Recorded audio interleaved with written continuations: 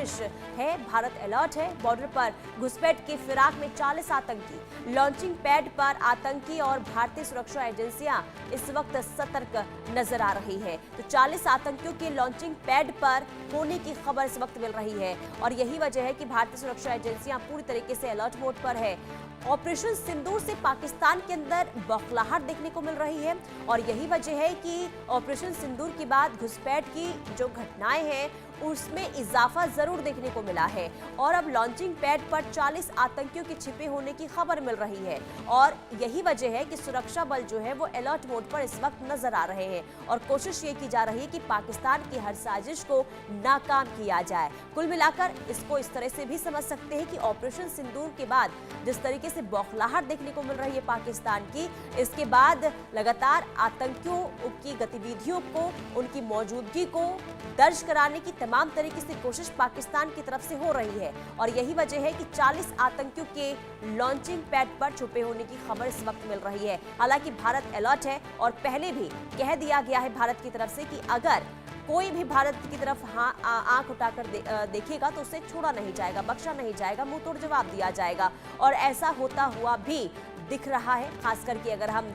Borders की हम बात करें, वहां पर सुरक्षा बलों की मुस्तैदी चाक चौबंद इस वक्त नजर आ रही है और आतंकियों की जो घुसपैठ करने की कोशिश है उसे नाकाम किया जा रहा है। आशिक मीर हमारे साथ एक बार फिर जुड़ चुके हैं। आशिक, देखिए, जिसकी जानकारी आप भी दे रहे थे कि लॉन्चिंग पैड पर आतंकियों की संख्या बढ़ती हुई नजर आ रही है, 40 आतंकियों की छिपे होने की खबर मिल रही है। कैसे सुरक्षा बल वहां पर पहुंचने की कोशिश और कैसे अलर्ट और किस तरीके से ऑपरेशन में तेजी? देखिए, बिल्कुल जिस तरह से इंटेलिजेंस इनपुट मिला है कि आतंकी जो है अब लगातार घुसपैठ करने की कोशिश कर रहे हैं, इसके चलते अगर हम जम्मू के जितने भी लाइन ऑफ कंट्रोल के डिस्ट्रिक्ट्स है वहां पर चौकसी बढ़ा दी गई है, क्योंकि इससे पहले भी कई सारे ऐसे टनल्स जो है वो पकड़े गए हैं। चाहे मारिसपोरा सेक्टर की बात करें या पुंछ राजौरी सेक्टर्स की बात करें, तो यहाँ से आतंकियों के द्वारा कई टाइम से जो है घुसपैठ की कोशिशों को सुरक्षा बलों ने विफल बनाया है और कहीं ना कहीं ये कोशिश हमेशा रहती है, चाहे हम जितने भी टेरर लॉन्चिंग पैड्स हैं जिनमें ज्यादातर जैश और लश्कर के आतंकी जो है ये हमेशा कोशिश करते रहते हैं कि कब इनको मौका मिले और साथ ही साथ जो अब बर्फ पड़ने वाली है और इस बर्फ पड़ने से पहले ही आतंकियों की कोशिश ये रहती है कि उन्हें मौका मिले घुसपैठ करने में। फिलहाल अगर हम घाटी के उरी सेक्टर या कुपवारा लाइन ऑफ कंट्रोल की बात करें तो यहाँ पर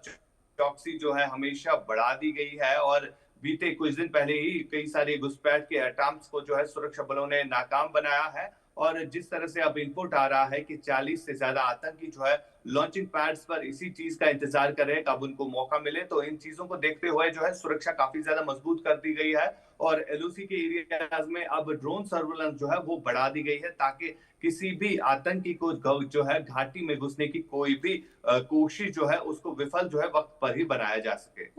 बिल्कुल। और आशिक, जरा इसको कैसे समझा जाए, क्या ये बौखलाहट है? क्योंकि ऑपरेशन सिंदूर के बाद ये देखने को मिला कि कहीं ना कहीं ऐसा हो सकता था कि टूरिस्टों की संख्या कम हो जाए, लेकिन ऐसा होता हुआ नहीं दिखा और यही माना जाए कि आतंकियों के अंदर, पाकिस्तान के अंदर इस बात की बौखलाहट है कि वहां पर शांति व्यवस्था बनी हुई है और यही वजह है कि बार बार वहां पर शांति भंग करने की कोशिश पाकिस्तान की तरफ से हो रही है, आतंकियों की तरफ से हो रही है।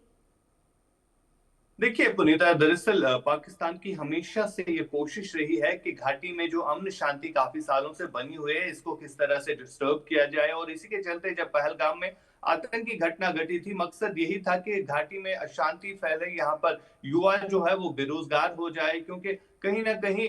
उस चीज से जो है जब अनरेस्ट रहता है तो उस चीज से जब बेरोजगारी बढ़ती है तो आतंकियों की रिक्रूटमेंट लोकल की जहां तक बात आती है तो वो काफी ज्यादा बढ़ जाती है। तो वजह यही थी कि घाटी में शांति फैलाना और बार बार अगर हम देखें तो बार बार पाकिस्तान की इस तरह की कोशिश जो है रही है और फिलहाल जिस तरह से यहाँ पर लोकल टेररिस्ट रिक्रूटमेंट का ग्राफ जो है वो काफी डाउन हो चुका है और ये चिंता जो है अब कहीं ना कहीं पाकिस्तान को खड़क रही है कि किस तरह से वहां पर शांति बनी हो। तो इस शांति में भंग डालने की कोशिश जो है हमेशा से रही है और आज भी अगर आप देखेंगे घाटी में जितने भी आतंकी सक्रिय हैं उनमें से ज्यादातर जो है पाकिस्तानी आतंकी है। तो मकसद साफ है, लश्कर हो या जैश हो, तो इन दो तंजीमों का मकसद यही रहता है कि कब उनको मौका मिले वो घाटी में दाखिल हो जाए और लगातार जिस तरह से अब चौकसी लाइन ऑफ कंट्रोल के एरियाज में बढ़ा दी गई है, तो उसके चलते इन तमाम तर कोशिशों को जो है विफल बनाया जा रहा है। तो दूसरी तरफ